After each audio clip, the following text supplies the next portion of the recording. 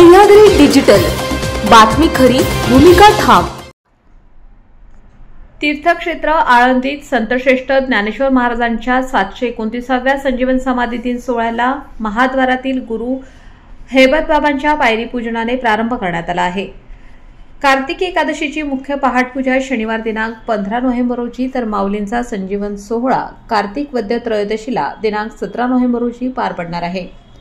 संजीवन समाधी दिनाच्या निमित्ताने अलंकापुरी या दिमाखदार सोहळ्यासाठी सज्ज झाली असून नगरपालिका, देवस्थान, पोलीस प्रशासनाने जय्यत तयारी केली आहे।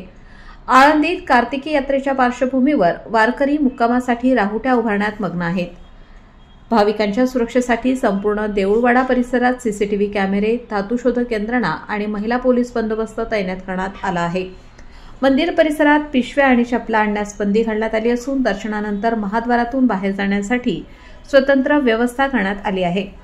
हनुमान व गणेश दरवाजे भाविकांसाठी बंद ठेवले जाणार आहेत। इंद्रायणी नदीपलीकडे तात्पुरती लाकडी दर्शनबारी उभारण्यात आली असून मंदिरालगत 2 मजली दर्शनबारीचीही व्यवस्था आहे।